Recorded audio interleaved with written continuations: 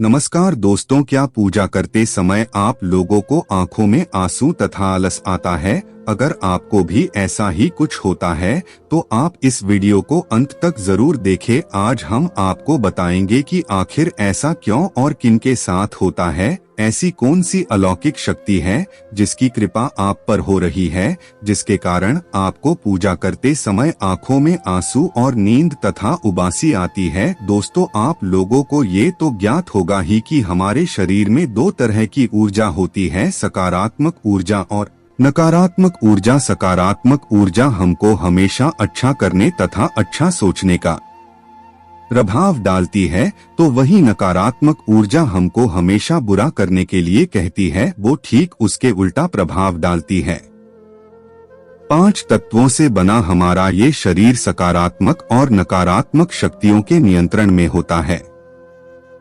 हमारे आसपास के वातावरण में भी अच्छी और बुरी दोनों तरह की शक्तियां मौजूद होती है।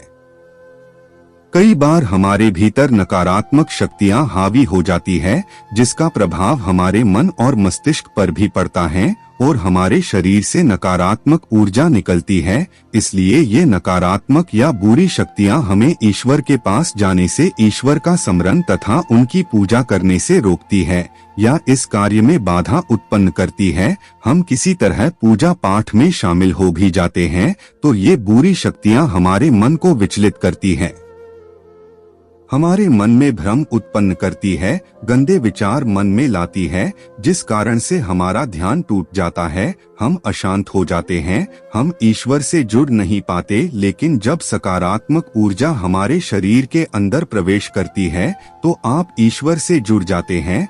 जब आप पूजा करने बैठते हैं तो आपकी आत्मा का कनेक्शन परमात्मा के साथ होता है। परमात्मा सर्वव्यापी है, सभी सजीव और निर्जीव वस्तुओं में उनका ही वास है। इसी कारण जब भी आप पूजा करने बैठते हो तो आपके साथ कुछ विचित्र घटनाएं घटती है, तो इसका मतलब ये है कि ईश्वर आपको कुछ संकेत देने की कोशिश कर रहे हैं।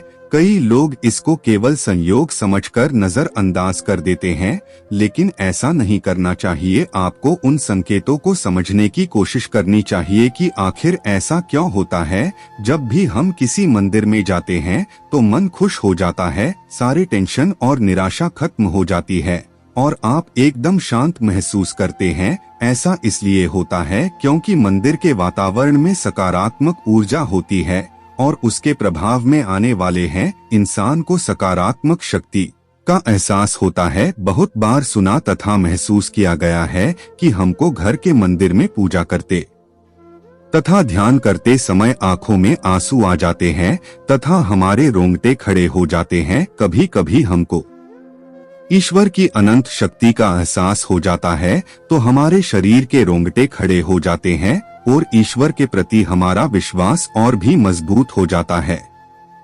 क्या आप लोगों को भी पूजा करते समय ऐसा ही कुछ संकेतों का अनुभव हुआ है? तो आइए जानते हैं इन संकेतों के अर्थ के बारे में। सबसे पहला संकेत है आंखों से आंसू आना। अगर पूजा और आरती करते समय आंखों से अचानक आंसू आने लगते हैं तो ये ईश्वर का संकेत है कि आपकी आत्मा तथा परमात्मा का मिलन हो चुका है। ऐसे में आपको ईश्वर के सामने अपने मन की इच्छा को तथा कोई मनोकामना मांगनी चाहिए तथा उनका धन्यवाद करना चाहिए कि उन्होंने आपको इस काबिल समझा। कई लोग इसको एकमात्र संयोग समझकर इग्नोर कर देते हैं, लेकिन उनको ऐसा नहीं करना चाहिए। यही एक ऐसा समय होता है जब आप ईश्वर से जो मांगोगे वो मिल जाएगा, क्योंकि इस समय आप ईश्वर के बहुत नजदीक होते हो और ईश्वर हमारे मन की बात को सुन रहे होते हैं। साथ ही इसका ये भी मतलब माना जाता है कि आपके अंतर्मन की बुराई की सफाई हो रही है और आपका मन शुद्ध हो रहा है।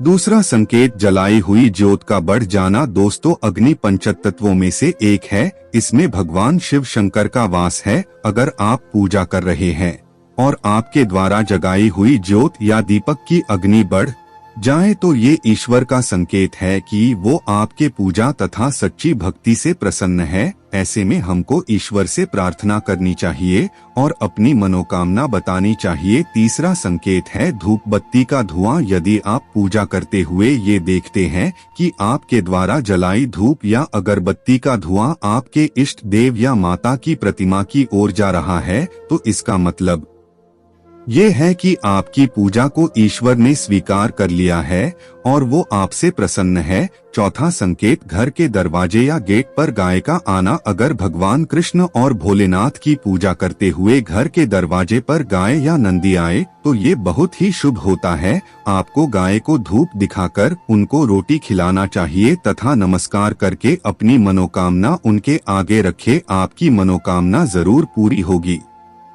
हिंदू ग्रंथ में गाय को हर मनोकामना पूर्ण करने वाली कामधेनु माना गया है। दोस्तों, इस संकेत केवल उन्हीं लोगों को मिलते हैं जो मन के साफ होते हैं, कोई छल कपट मन में नहीं हो, जिसके अंदर दया की भावना हो, किसी को कष्ट ना देना ही किसी को कष्ट में देखे तथा अच्छे कर्म करने वाले और ईश्वर पर आस्था रखने वाले होते हैं। भगवान उनकी हमेशा सुनते हैं। इसीलिए दोस्तों, हम सबको हमेशा अच्छे काम ही करने चाहिए, कभी दूसरों को और गरीब को सताना नहीं चाहिए तथा कभी पैसों पर घमंड नहीं करना चाहिए, क्योंकि भगवान सब कुछ देखते हैं, उन्हें सब पता है। वो अपने भक्तों की समय समय परीक्षा लेते रहते हैं। इसलिए हमको कभी भी भगवान के द्वारा दिए संकेतों को नजरअंदाज नहीं करना चाहिए। धन्यवाद दोस्तों।